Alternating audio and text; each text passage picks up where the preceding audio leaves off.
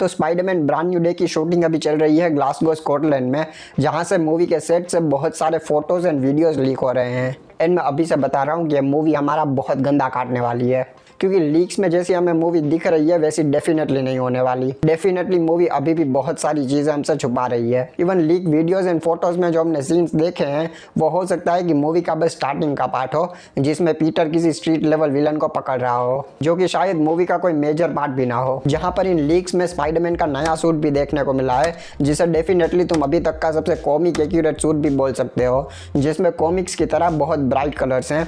Even ये suit Spiderman the animated series से भी बहुत ज़्यादा सिमिलर है। इवन इस सूट में हमें बहुत बड़ी साइज के मैकेनिकल वेब शूटर्स भी देखने को मिले हैं, क्योंकि ऑब्वियसली अब पीटर के पास टोनी स्टार्क की टेक्नोलॉजी नहीं है, तो इसलिए वो अपने खुद के ही मैकेनिकल वेब शूटर्स बना के काम चला रहा है, और इसलिए वो साइज में भी इतने बड़े हैं। एंड अगर तुम इस सूट को थोड़ा ध्यान से देखोगे तो इसमें पीटर की चेस्ट पर स्पाइडर का लोगो थोड़ा साइज में ज़्यादा बड़ा है, जबकि इसके पहले के पीटर के सारे सूट्स में स्पाइडर के लोगो बहुत छोटे छोटे यूज़ किए गए थे। एंड उसके बाद भी अगर लाइव एक्शन मूवीज़ में देखा जाए तो ये सूट एंड्रू गारफील्ड के सूट से बहुत ज़्यादा सिमिलर है, बस इसमें उस सूट के कंपैरिजन में थोड़े ज़्यादा ब्राइट कलर्स हैं। एंड अभी के टाइम में सुपर हीरो मूवीज़ का माहौल ही वही है, जहाँ पर हमें बहुत bright colourful and comic accurate suits देखने को मिल रहे हैं। एंड इस मूवी को डायरेक्ट कर रहे हैं डस्टिन डेनियल क्रेटन, जिन्होंने इससे पहले शेंग-ची मूवी डायरेक्ट करी थी। एंड डेफिनेटली शेंग-ची एक अच्छी मूवी थी, जिसका डायरेक्शन भी बहुत कमाल था।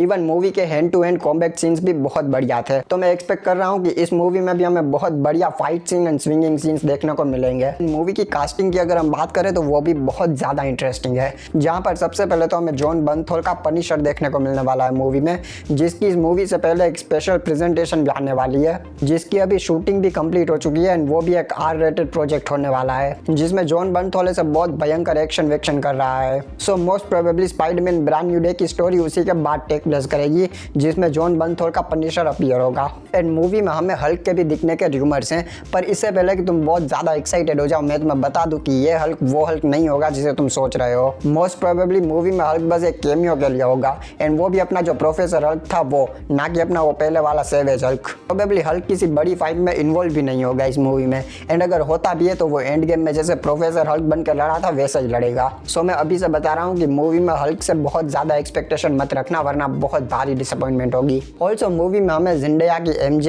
एंड द CEO ऑफ सेक्स नेड लीड का भी रिटर्न देखने को मिलने वाला है। ऑल्सो मूवी में हमें माइकल मेंडो का स्कॉर्पियो भी देखने को मिलने वाला है। एंड अगर तुम्हें याद नहीं है कि इसको तुमने पहले कहाँ पर देखा है तो मैं तुम्हें याद दिला देता हूँ।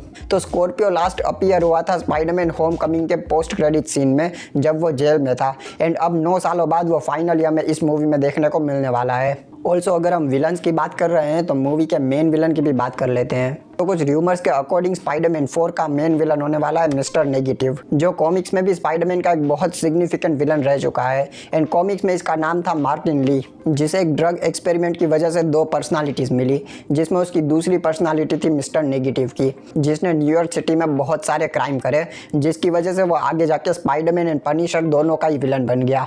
एंड जहाँ तक बात है मिस्टर नेगेटिव की पावर्स की, तो वो भी बहुत ज़्यादा इंटरेस्टिंग है, जहाँ पर वो अपनी पावर्स का यूज़ करके लोगों के माइंड को करप्ट कर सकता है एंड उनसे इविल चीज़ें करवा सकता है। यहाँ तक कि एक पॉइंट पर उसने बहुत थोड़े टाइम के लिए स्पाइडरमैन के माइंड को भी करप्ट कर लिया था। इसी के साथ मिस्टर नेगेटिव के पास हीलिंग टच भी है, जिससे वो लोगों को टच करके उनकी डिजीज एंड इंजरीज को हील कर सकता है। इवन वो अपनी डार्क फोर्स की पावर्स यूज करके वेपन्स भी क्रिएट कर सकता है। एंड इसकी सबसे इंटरेस्टिंग बात यह है कि इसके पास भी 2 पर्सनालिटीज़ हैं। जैसे हमने सेंट्री एंड मून नाइट को मल्टीपल पर्सनालिटीज़ के साथ देखा है, कुछ कुछ वैसे ही, बस यहाँ पर इसको मून नाइट या सेंट्री की तरह कोई मेंटल डिसऑर्डर नहीं है। इसे तुम ऐसे समझ सकते हो कि उसकी सोल लिटरली 2 अलग अलग लोगों में डिवाइड हो चुकी है, जिसमें उसकी पहली पर्सनालिटी है मार्टिन ली की, जो कि एक अच्छा आदमी है, और वहीं पर उसकी दूसरी पर्सनालिटी है मिस्टर नेगेटिव की, जो कि एक बहुत ईविल क्राइम माफिया है।